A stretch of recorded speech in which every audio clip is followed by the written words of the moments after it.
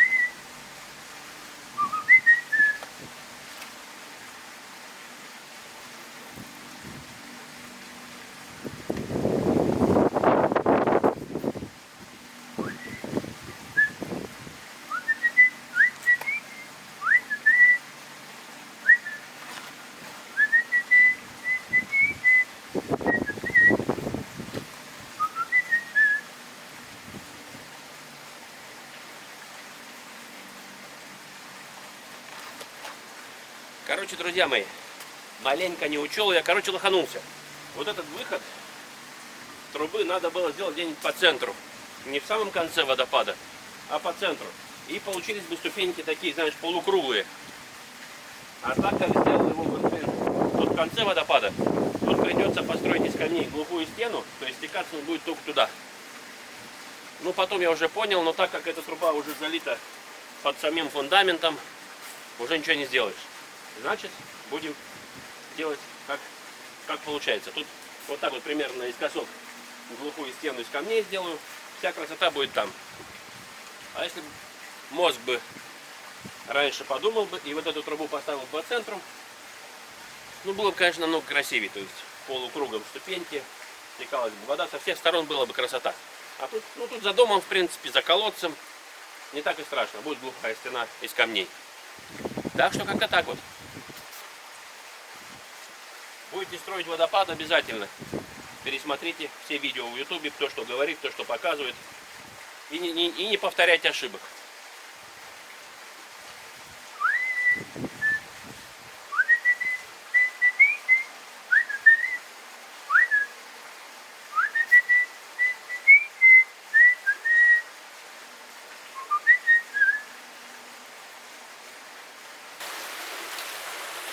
Посмотрите, как форелька реагирует на червей.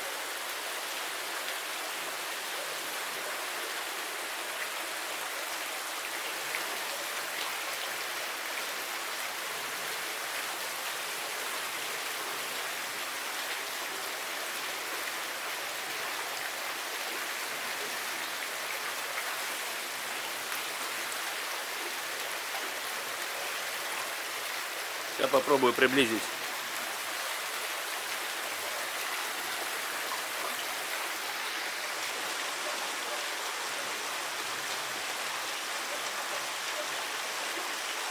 Вот так вот, чтобы было более-менее понятно.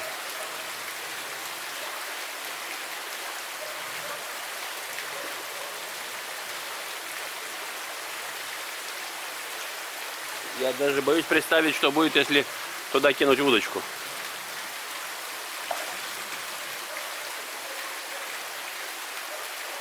Форель — это рыба-бомба.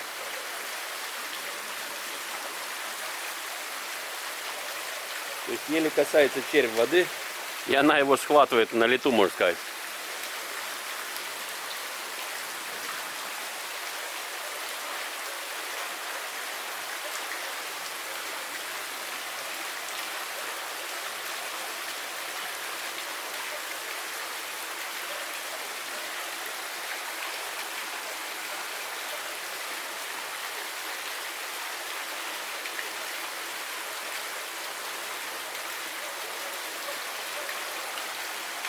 Смотрим внимательно.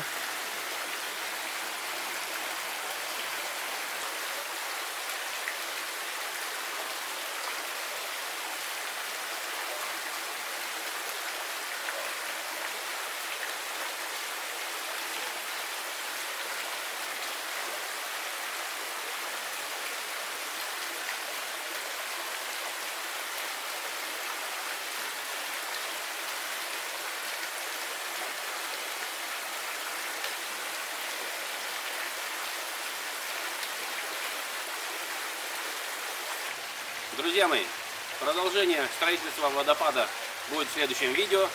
Всем спасибо за просмотр. Кстати, нас уже 35 тысяч. Спасибо всем, кто смотрит, кто лайкает, кто комментирует, и тем, кто подписывается. На сегодня все. Всем пока-пока и до новых встреч на моем канале.